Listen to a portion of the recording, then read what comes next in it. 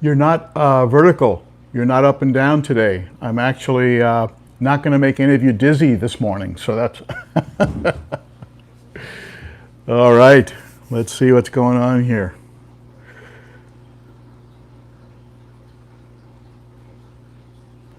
So welcome to Cichlids and Coffee with BEN.O.CICHLID, that's me, and for those of you who are on, thank you for getting here early, and I appreciate you being here.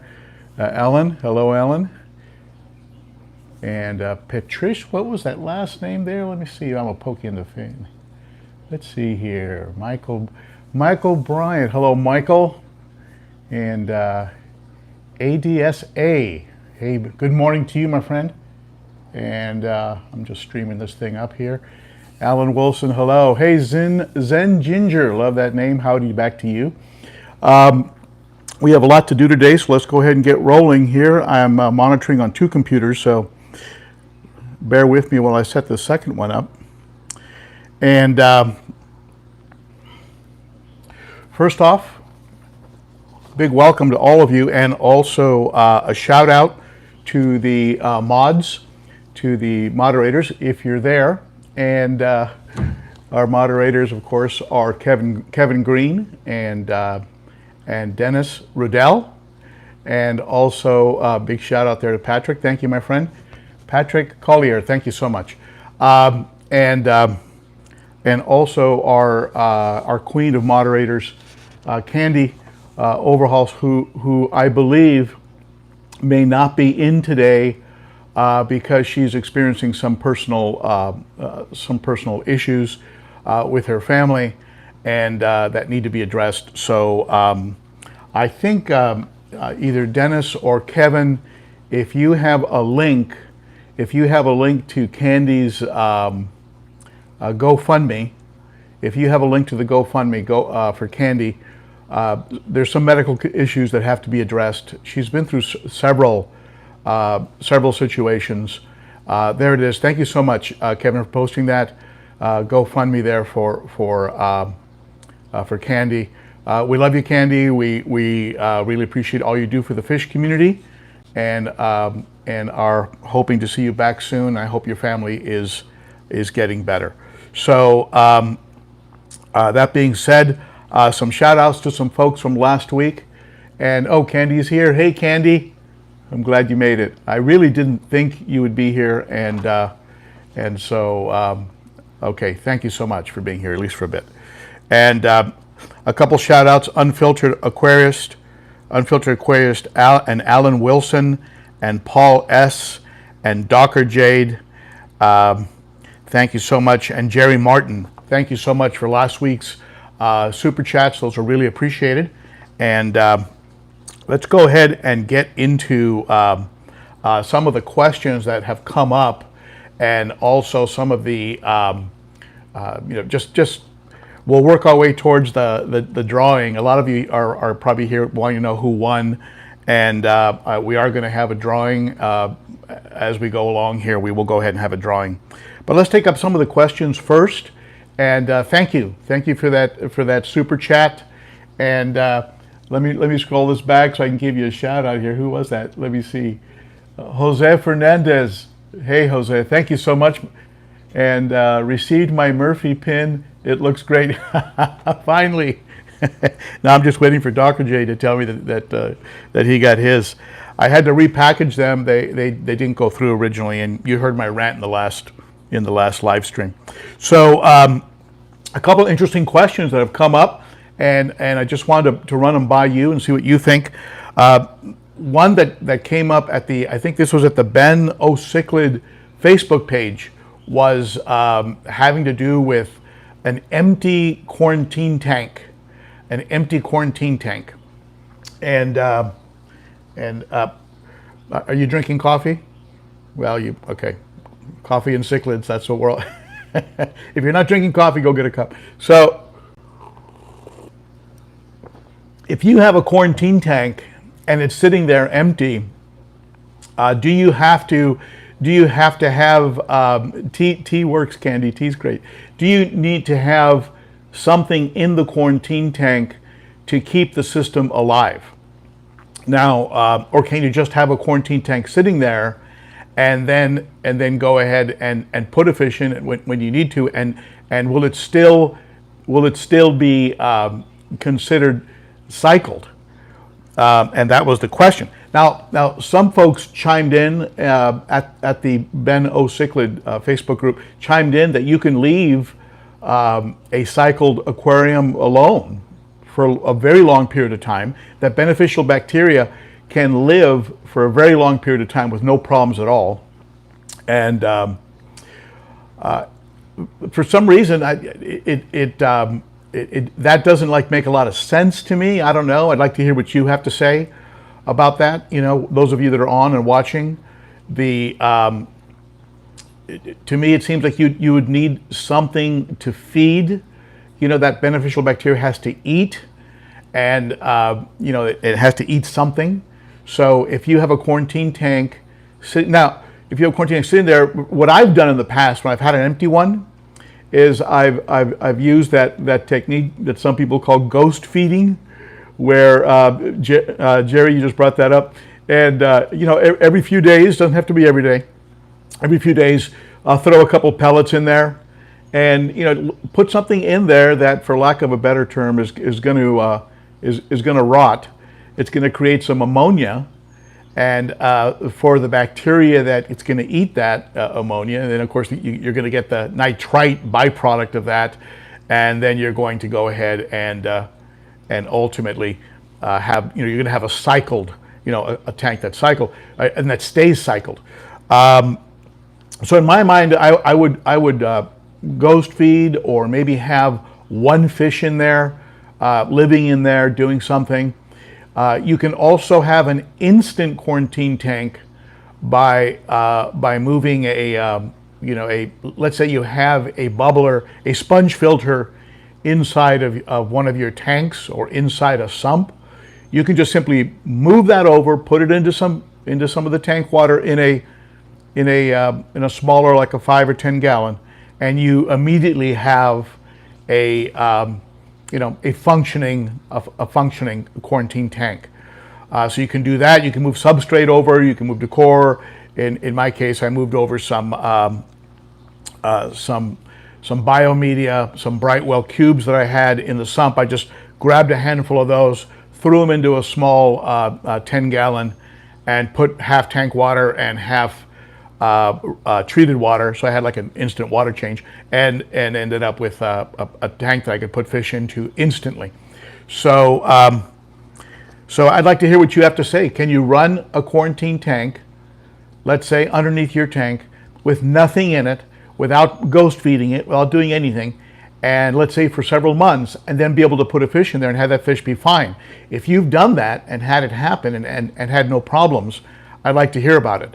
And that means starting with a cycled little 10-gallon, and then let's say you had some fish in it, you took all the fish out, then you just let the tank run and run and run and run. Will it be okay? Let's say for 2 or 3 months, and then can you put another fish in there? So that would be an interesting test. Maybe do 2 of them, ghost feed one and don't ghost feed the other, and and go from there. And then somebody got into the age-old question of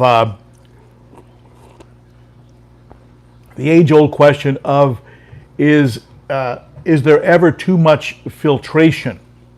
And again, this is a question that was over at the BEN.O.CICHLID Facebook group. They got into the discussion of is there such a thing as too much filtration? Now, I've heard several YouTubers, like Joey, the king of DIY, and I've heard him talk about this subject. And I don't know. You have a 60-gallon tank. Would putting 5 FX6s on it be too much? I think so. I think there's a there's a certain line that starts to slip over into insanity, I think. So, and also keep in mind that you're only going to have enough you're only going to have enough ammonia or enough enough food for the beneficial bacteria that you have, that you're producing in your tank. So if you have a certain number of fish, they're only going to be able to feed a certain amount of bacteria, and that bacteria might be spread out over 7 canisters or just 2 canisters, and of course the decor of your tank, like the substrate.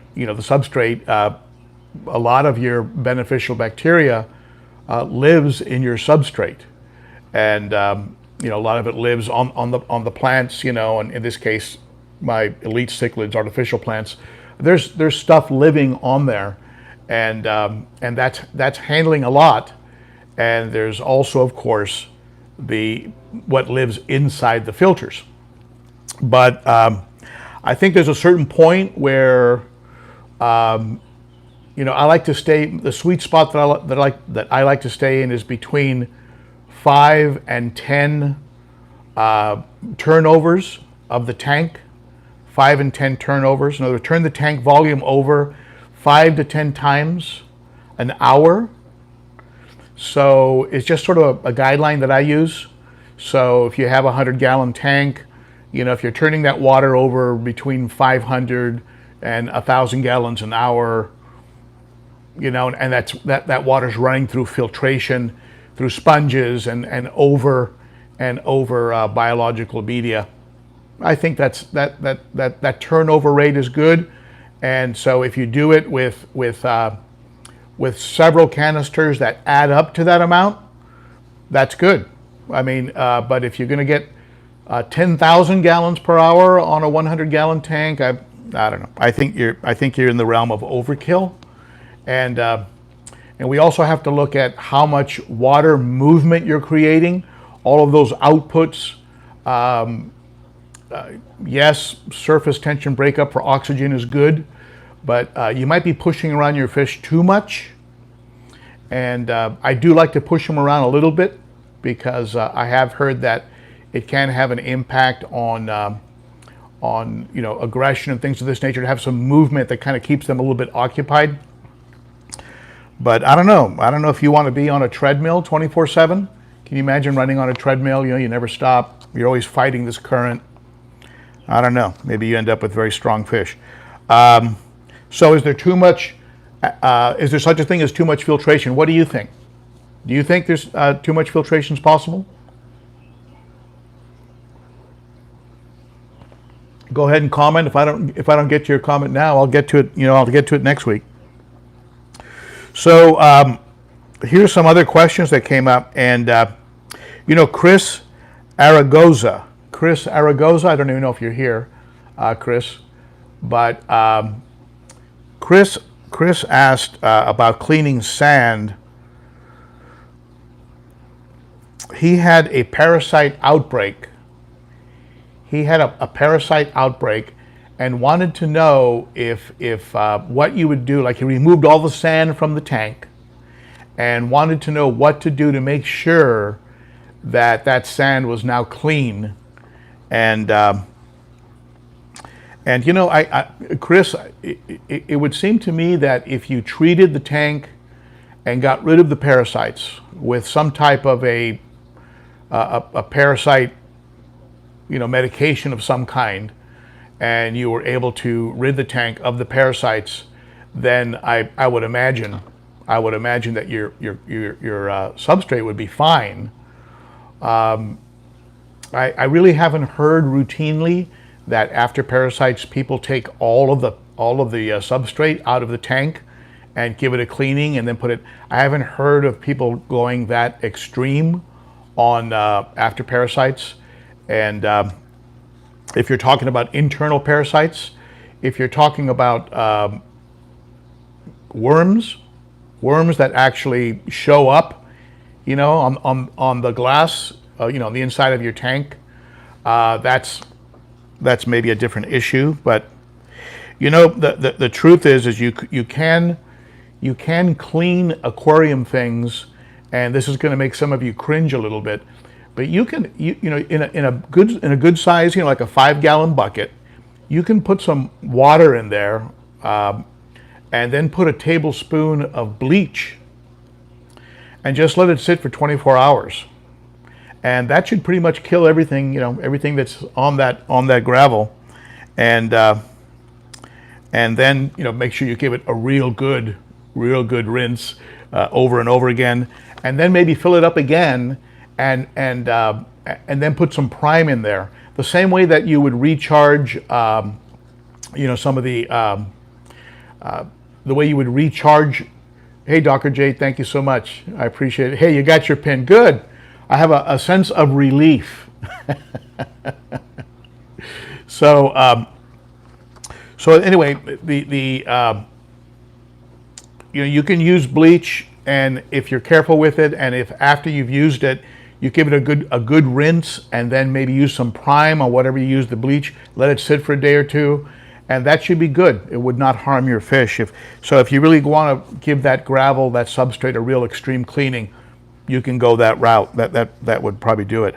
I use bleach when let's say some of the hoses. Sometimes you'll get a hose and it starts to develop that ugly black algae inside the hose.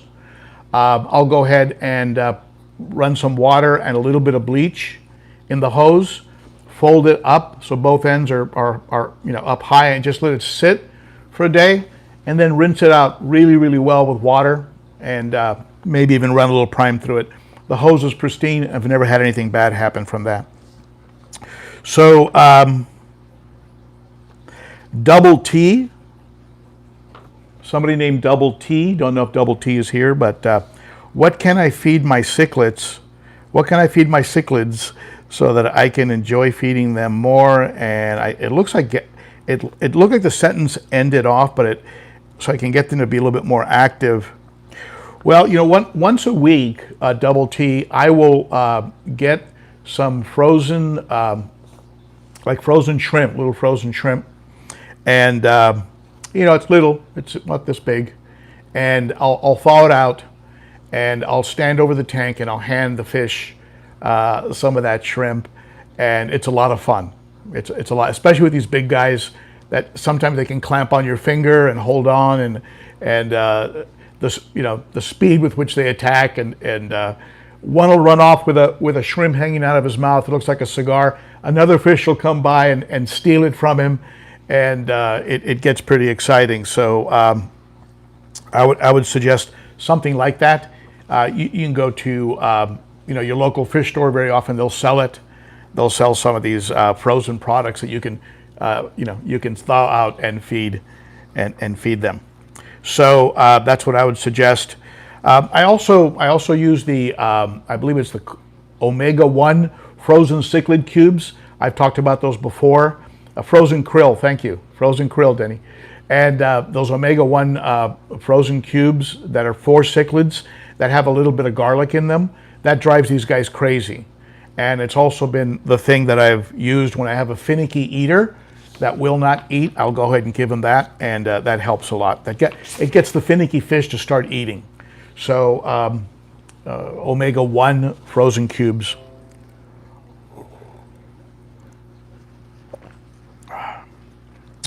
Rob made a comment that had to do with, we had a discussion last week about, do you wait for your water tests to come back with a problem before you actually do a water change, and or do you just leave the tank alone? And the general consensus was that you should do your water changes regardless, because if you have a spike of some kind, ammonia or a very high nitrates, very high nitrates, let's say around 80, 100 or more, you're going to put unnecessary stress on your fish. So part of the reason for water changes, of course, is like the way you change the oil in your car. You don't do it because you started hearing a weird noise in the engine. You do it routinely to prevent. You do it as a preventative, and also there's an impact, I believe, on the hormones in the tank, and also on minerals that are suspended in the water column.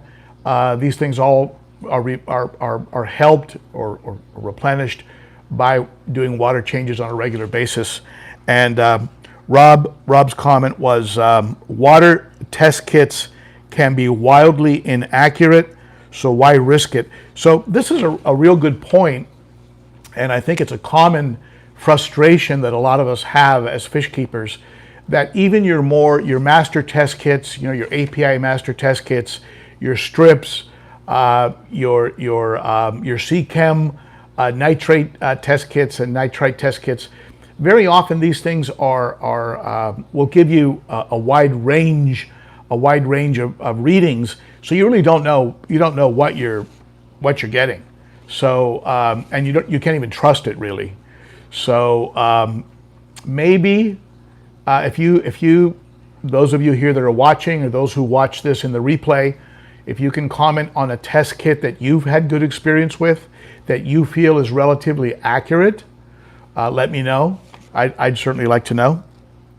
And I know our friends, the salties, the salt aquarium, you know, saltwater fish keepers. I know that they have to have a certain degree of accuracy, because if they don't, they can lose, you know, $10,000 in fish and coral, you know, like in 24 hours. So so I know they have to be really on top of it, and they have to have accurate results. Some of them have very expensive types of measuring equipment that uses probes, where you put a probe in the water and it gives you a readout. You're getting into, you know, the hundreds of dollars of testing equipment, but when you have $10,000 in coral, it makes sense, right? So I mean, some of them have equipment that will send you a text if some parameter, some reading in your water has changed and is getting a little bit dangerous. You'll get a text on your phone. So I mean, these guys are really sophisticated. If you want to see where we're going to be, the freshwater guys, if you want to see where we're going to be in 10 years, go to the saltwater, you know, go to bulk reef you know, supply places and reefers, you know, REEF reefers, not those kind of reefers. So go to these places and you'll see where it's going. Daniel Barrett got rid of stringy poop using Epsom salt and was wondering if using it long term was okay. Now, this was an interesting comment by Daniel Barrett, and I'm not sure if Daniel's here, but it turned out that the stringy poop, he went and spoke to some, I guess, a local fish store owner, and they said that the stringy poop in his case was not a parasite, but was actually that the fish had a type of, hey, Daniel, thanks for joining your live stream. Had something to do with that the fish was constipated. That you know, I guess all living things that ingest can have some problem with elimination, and that so it was a constipation issue, and the salt helped to relieve the constipation and turn the fish around. With parasites, of course, you get other symptoms: loss of appetite, sunken belly.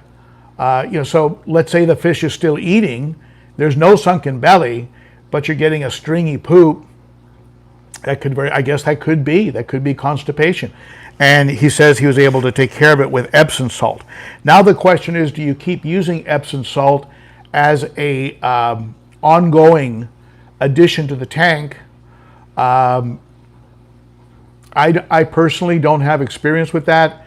I imagine that you would have to somehow monitor it so that the salt levels, so you're measuring your GH, you know, your hardness, and you know, really measure it so that you don't overdo it, because I imagine there'd be a buildup over time, and so you'd have to be sure you're putting back like the right amount, or you know. So if you're watching and you have experience with the use of salt, I do know there are people who add salt with every water change, and when they've commented on videos of mine or at the Facebook page, they've commented how that wasn't a problem, how they had no problem with using a product like Epsom salt.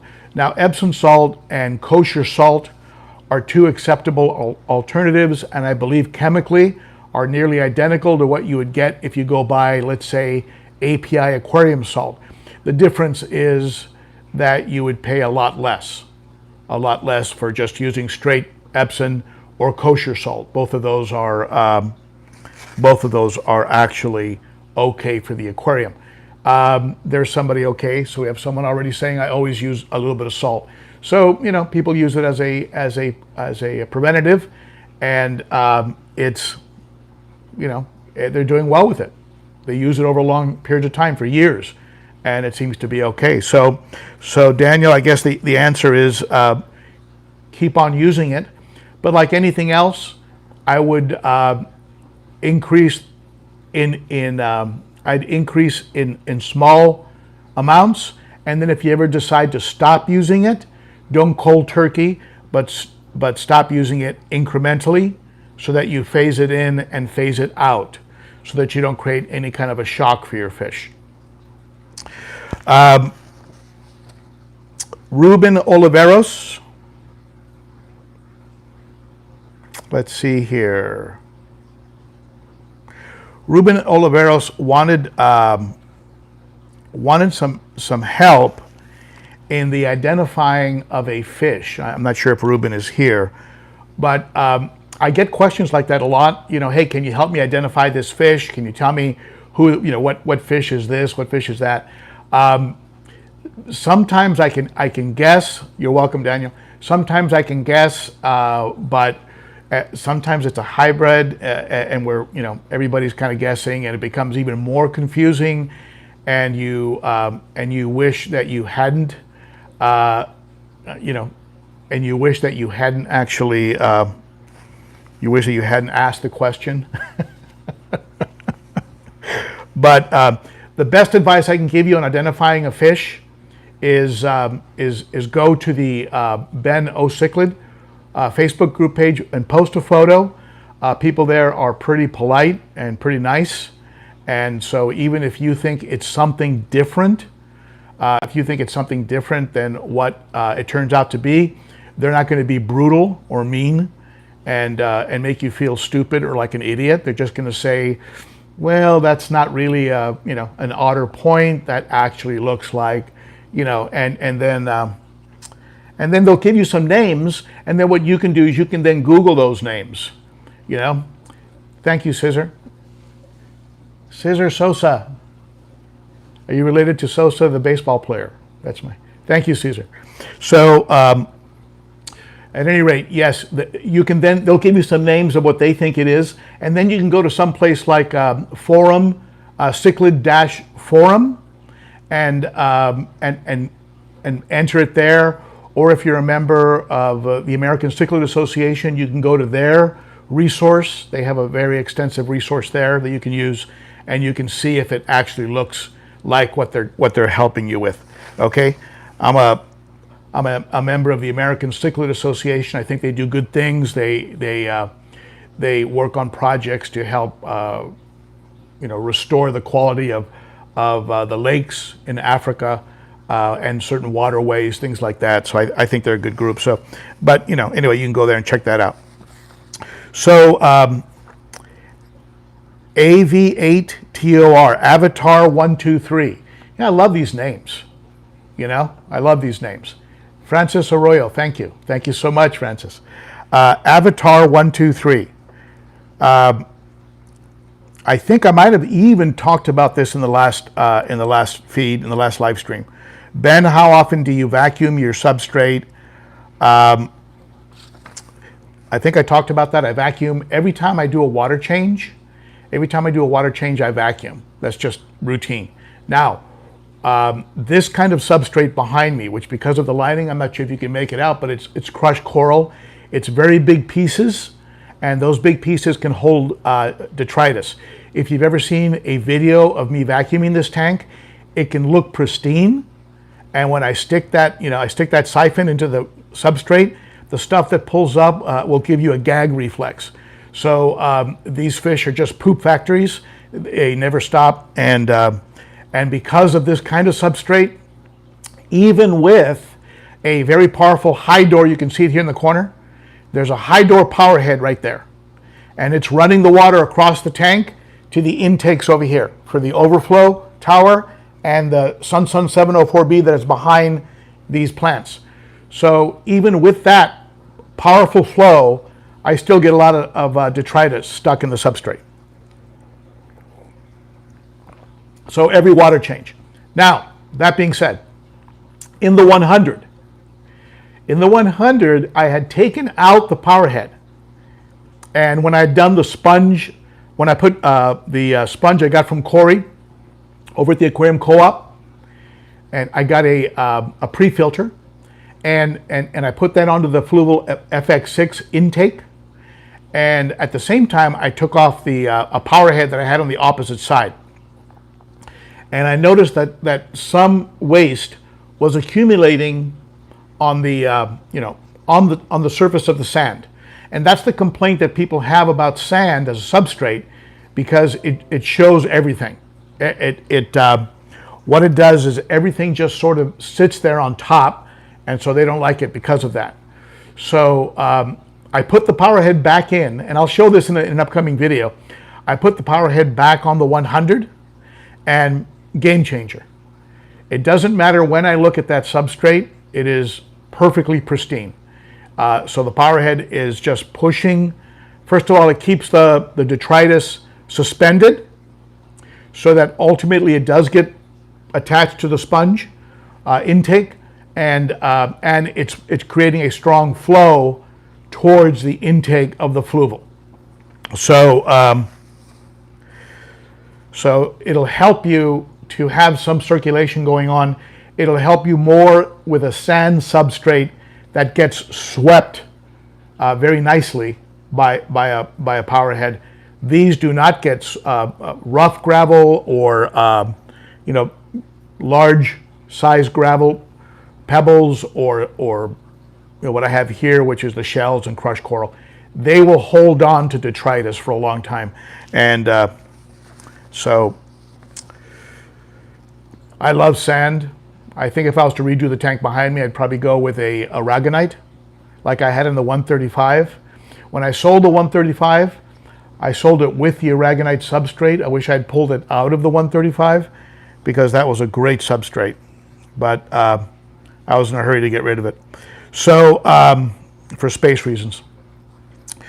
I have another person here, and this name, again, this name is just amazing.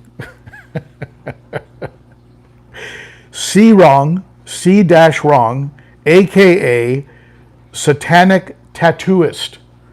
C-Wrong, aka, and then an S and an 8, Satanic Tattooist. I almost feel like I need to cross myself when I say that name. Anyway, the question the question asked was keeping fry from being sucked into. There was a couple questions about fry being sucked into an intake, and it's a two-part question. And we also got into a little bit of a discussion on dividing a tank. So first of all, you can put a sponge cover, even if you can get one from Corey at the co-op, or you can buy a coarse sponge on eBay that's aquarium safe, like a pond sponge or something, and just cut a hole in it and put it over the intake, over the tube, over the down tube of, let's say you have a hang-on back filter with a simple down tube. Just put that coarse sponge over that, and that'll safeguard the fry from being sucked in. I've even cut a piece of pinky floss and wrapped it around the tube and used a rubber band and held it in place, and that kept the fry from being sucked into the tube. So that'll work, and of course, the number one, the best thing for a tank with fry is your sponge filters. You have a bubbler and a sponge, and that is perfectly fry safe. So that's probably the best one for a tank with fry. But if fry are born in a tank and you have an up tube that's sucking very hard, yeah, you're gonna have to cover that up, because they'll get pulled up in there, and I've seen it happen. So that was the question from C-Wrong, aka Satanic Tattooist. All right. So let's see if any questions here jump out at me. Jump out at me from the stream. Let me see if I can turn this computer on. So a lot of you are probably waiting for the drawing. You know what? Let's just go ahead and give some stuff away. And before I do, I want to tell you something. I got an email from Santa Monica Filtration that basically said, Ben.O.CHILD, you're the village idiot. And and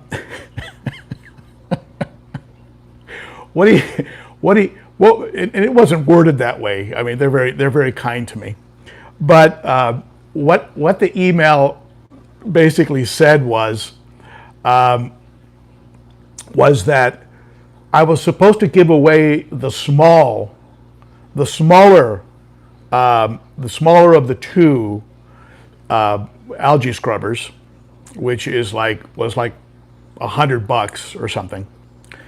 And I was supposed to keep the big one. But I already promised you the big one. The big algae scrubber is $275.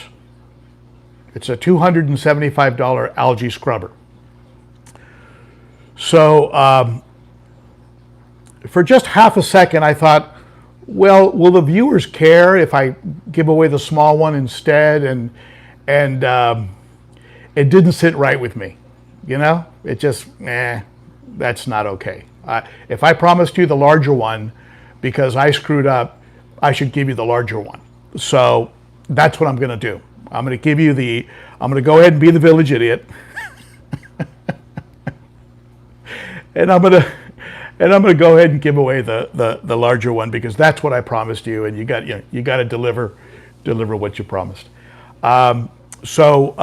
Let's start with the second item, and two things. One, you got to be here to win.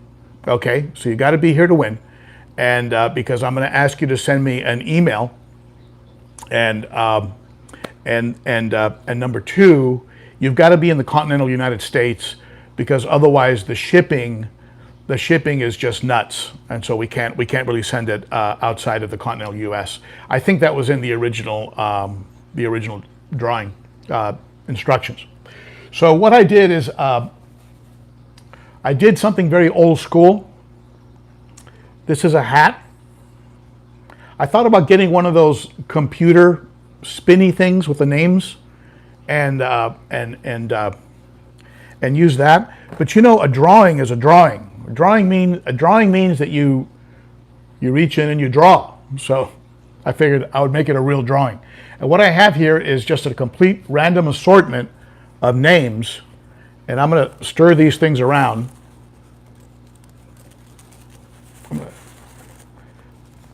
There are computer programs, I understand, that will do this, and that will not have me spending 35 minutes printing and cutting up names. And but you know what? I'm old school, and I like doing it this way. Nothing in my hand. This is the hat from Sweden that my son gave me. So let's pick a name. This is for the light. This is for the light.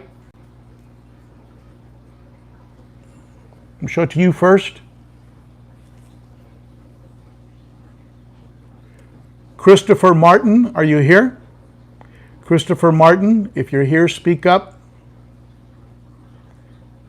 Christopher Martin. Is there a Christopher Martin in the house? This is for the Senzeal light. This is a very nice light. Attaches to the side of a tank, and our friends over at Senzeal provided it. And Moderators, do you see Christopher Martin? Christopher Martin? Okay, well here's what we're going to do then. Christopher, I'm sorry if you see this in the replay. I'm going to go ahead and draw again.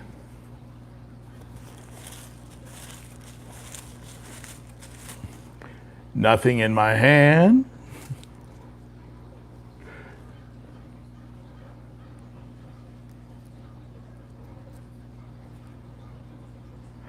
Unfiltered aquarist. Unfiltered aquarist, are you here? Speak up, unfiltered aquarist.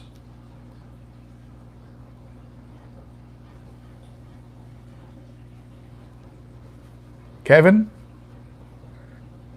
Oh no. Hello, unfiltered Aquarius. You got to be here to win. Okay, unfiltered Aquarius, I'm sorry if you're not here. Okay. We're going to go again. This is for the light.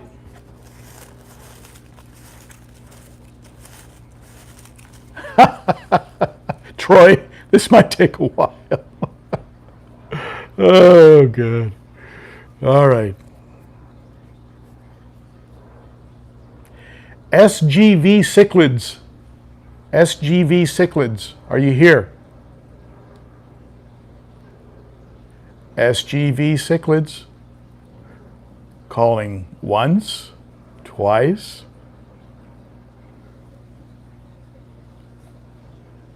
SGV Cichlids. All right, no SGV Cichlids. All right. You guys that are here are getting a chance, a break here.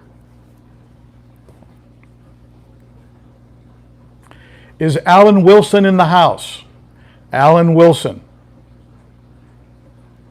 Alan Wilson. Hey, Alan, good job. Thank you for being here. Alan, this awesome light is going to get shipped to you. I want you to send me a secret code, and I want you to send it to BEN.OCHART. OCHART. BEN.OCHART. Send me a code, and then I want you to post that code in the chat, and in the email, send me your mailing address. And be sure to put the code in the chat and in your email so that I know it really is you. Okay? Congratulations, Alan Wilson.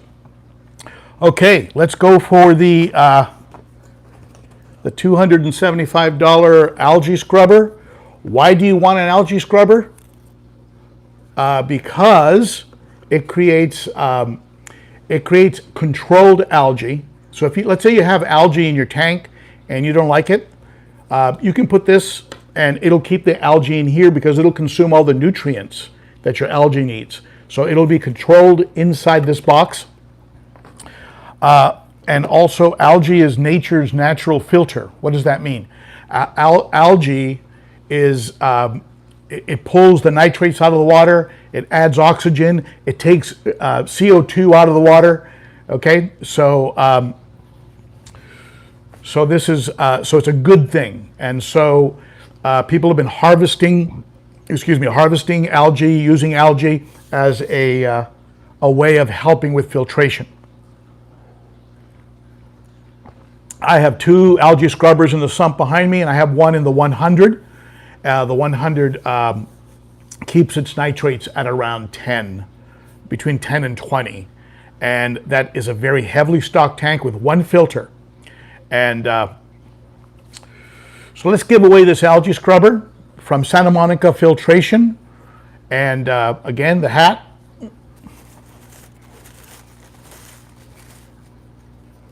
Nothing in my hand.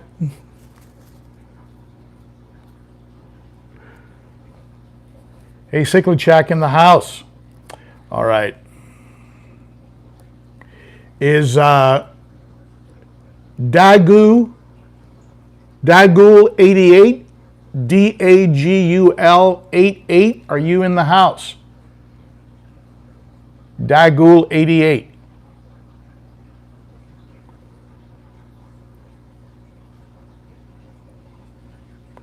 Is Dagul here? No? Okay, let's go again. Candi, thank you for staying on top of that.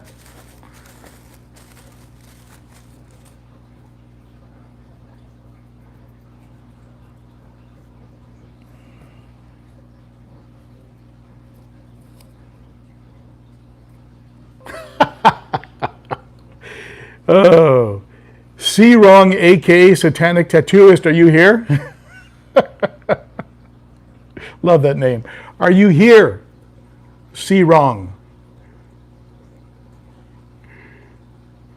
Calling C Wrong, aka Satanic Tattooist.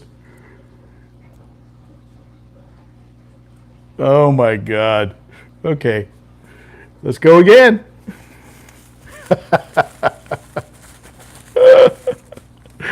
Oh boy.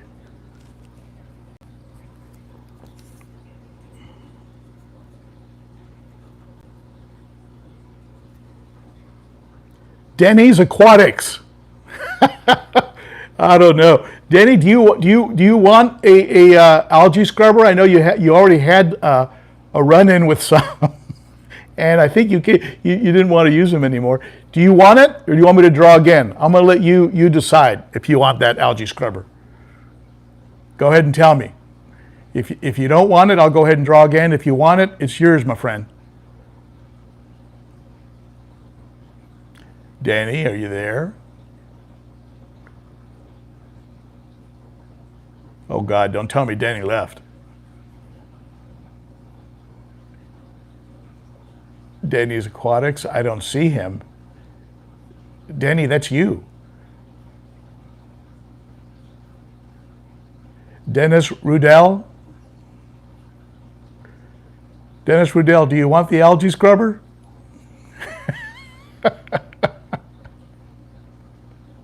Him and I have had conversations about algae scrubbers, which is why I'm asking him this question. Dennis, do you want the algae scrubber? Should I draw again? Dennis.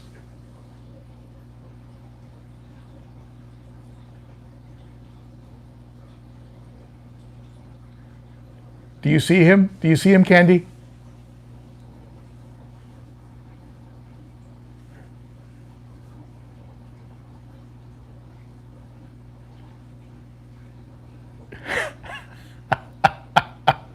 Dennis Rudell, are you there? Oh. He's here, okay.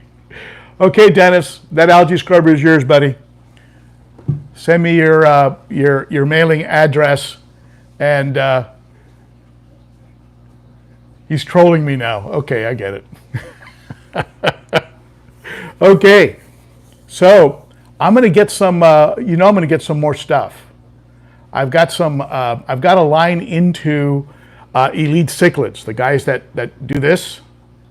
They custom make plants, and they've reached out to me. So in the next few weeks, you're going to see a drawing for some nice plants. I'll post the details at some point later, and if you want some of those plants, stay tuned, and let's take up some of the questions. Go ahead and ask me if you have any questions. Go ahead and ask me, and I'll be happy to answer them, assuming I can read them. Here's your chance to ask me a question, and we can get actually a live chat going here. People are leaving because they're upset that they didn't win. Hey, Dennis. Dennis, where were you? We don't want to know. We don't want to know where you were. Okay, do you have any questions before we wrap up here? Recommendations for a sump pump for a 300 gallon. Oh my God.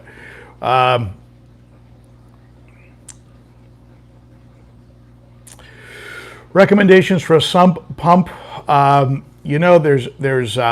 It depends. I mean, we have to find out what your budget is, because you can get some some like, is it Gembo or Gemco or there's some Japanese direct current with remote control now that are coming in from China that actually push a lot of water. And you can pick those up for between 100, maybe 80, up to 150, somewhere in there. Or you can go with something like a Zeiss or a Neptune or some high end that can run you between $200 and $400. So it really depends on your budget and what it is you're looking for. Some of these are very quiet. I heard that the GABAO DC series 15,000. Someone's recommending that one. So there are I'm hearing some good reviews on these products that are coming in from China. What they do basically is they take the Italian-made, the European-made stuff, and they tear it apart and they copy it. Is what I think they do. But nonetheless, they have, they're putting out a decent product. The main consideration usually is sound, noise, because some of these pumps can be very noisy. If you're going to put it in an area where you don't care, because it's already kind of a noisy area, then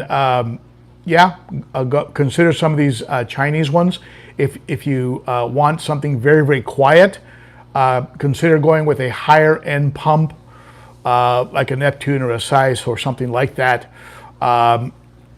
And those are very, very quiet, and they're usually some of the quieter ones. I noticed they're made in Italy. Normally, they're very well engineered. You don't hear them, and so 300 gallons. You're probably going to want to be moving about 2,500 gallons an hour, right? You're going to want to be in that 2,000 to 3,000 gallons an hour range, and keep in mind that depending how much distance you're going to be pumping water up, you're going to lose some of your gallon per hour pressure. So keep those things in mind. But I would look into maybe a starting point of about 3,000 gallons per hour, and then you're going to lose some of that gallon per hour with head pressure. But definitely do some research. And let's take a look at some more questions. I'm going to move the stream with my finger here. Sorry for poking you in the eye.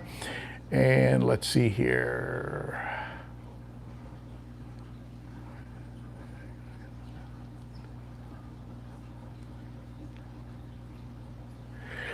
It looks like Turner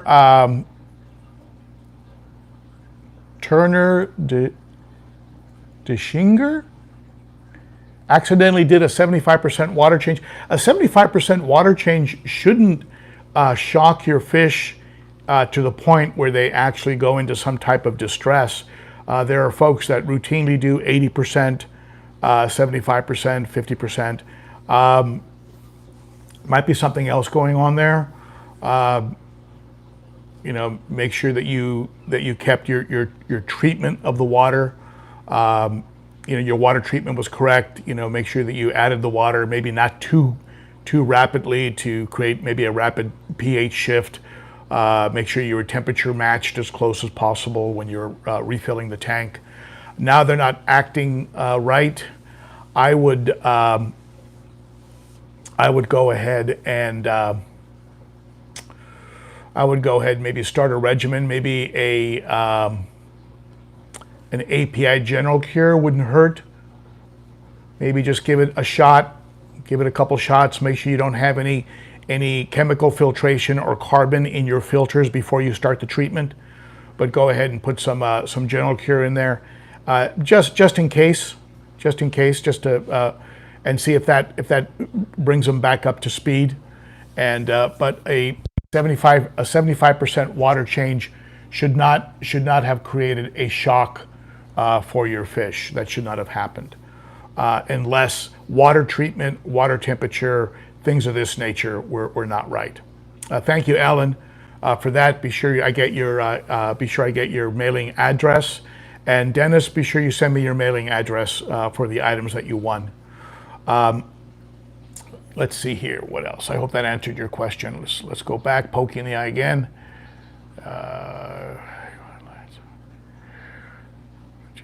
Let's go back a little bit here. This is the part of the live stream where I get to poke you in the eye. And how much salt per 10 gallons can you use on cichlids to treat ick? I've heard as much as a tablespoon, a heaping tablespoon for every 10 gallons. I heard they can tolerate a lot of salt. If you have other types of fish in there, let's say like clowns or something else mixed in there, you might run into an issue. Do a little research on that. I know Corey at the Aquarium Co-op has a lot of information on the use of salt at his, on his streams. So, but these fish can tolerate a lot of salt. So a tablespoon, I've heard a tablespoon for every 5 gallons. I've heard people do that as well. So, so definitely do a little research. Don't take what I'm saying as gospel and start doing it. Get some other input before you've done it, okay? And yes, GP, Gurvinder, Palmar, thank you for being here, by the way. And yes, definitely go on a gradient. I can't stress that enough. Always do things on a gradient, a little bit at a time, build up to it, and then when you stop doing it, build down from it. And that way your fish don't go into shock, go into some kind of a shock.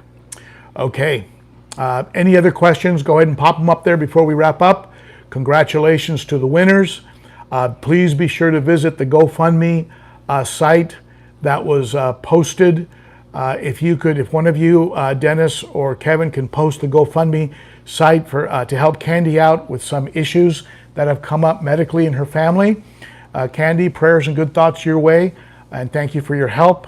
You're all over the place with regards to moderating, and the fish community is much better with you in it. So let's help Candi out if we can, and let's go ahead and wrap things up here. Thank you, Candi. Thank you, Kevin, and thank you, Dennis, moderators, for your help today. And thank you, everybody that sat in on today's live stream. I really enjoy this live interaction with you. If you like the stream, be sure to give it a like, and that gives me some good feedback. And I will pick up some of the questions that I missed in this live stream. And also after this video posts to the channel, I will go ahead and take some of the comments under that video, and I will go ahead and respond to them. There's the link for the GoFundMe. Anything you chip in is going to help.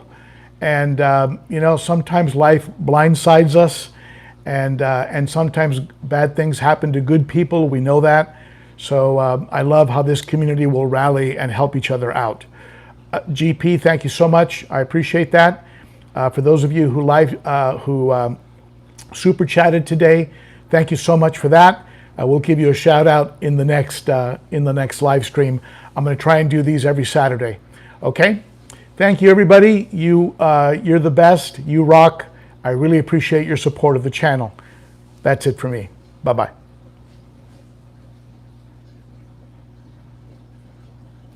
Thank you, Elflower 1 stars.